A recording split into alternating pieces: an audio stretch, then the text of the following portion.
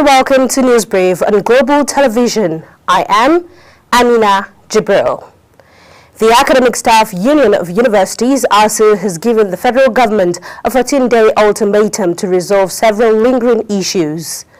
ASU is seeking the conclusion of the renegotiation of the 2009 federal government and ASU agreement based on the NIMI-Briggs Committee's draft agreement of 2021, as well as the release of withheld salaries due to the 2022 strike action. ASU President Emmanuel Osodeke, in a statement issued, expressed frustration with the government's lack of commitment and delayed tactics, stating that these actions are fueling a crisis in the public university system. The Oyo State government has announced the clearing of over 153.11 kilometers of blocked drainages and culverts across major roads in Ibadan as part of efforts to prevent flood disasters during the rainy season. The Commissioner for Environment and Natural Resources, Abdulmojid Mogbonjubola, disclosed this in a statement by the Commissioner for Information and Orientation, Dotun Oyelade.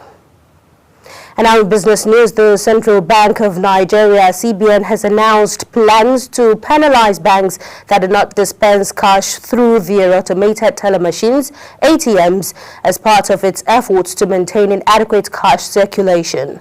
The Apex Bank's Governor, Yemi Cardoso, stated this during a press briefing at the end of the 297th Monetary Policy Committee, MPC, meeting in Abuja on Tuesday.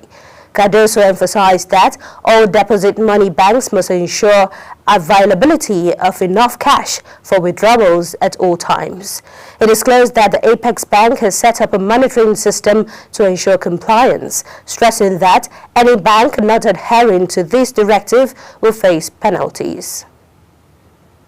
And the Federal Executive Council has approved the economic stabilization bills. These bills, driven by recommendations from the Presidential Fiscal Policy and Tax Reforms Committee chaired by Taiwo Oyedele, marks a critical step in the government's Accelerated Stability and Advancement Plan.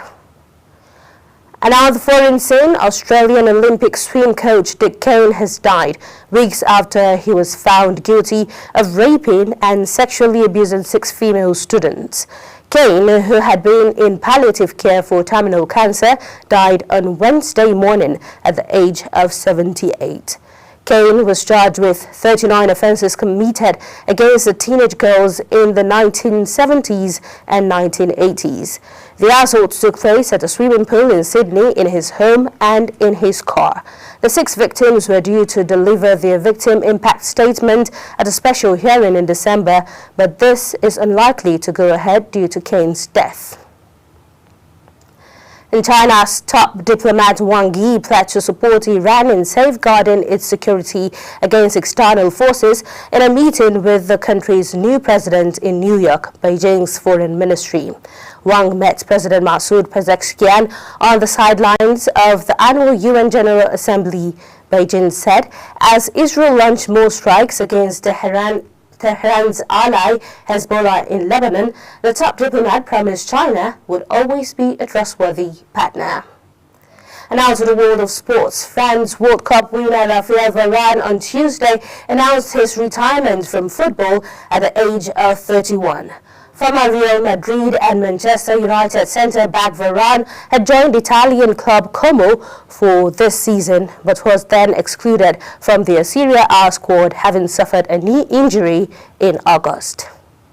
And Enzo Zidane, son of football legend Zinedine Zidane, has officially retired from professional football at the age of 29. According to reports from Diario AS, Enzo, who last played for Fuenlabrada in Spain's third tier, has decided to step away from the game to focus on personal matters, including his family and investments. And that's it on Newsbrief and Global Television. I am Amina Jibril. Good evening.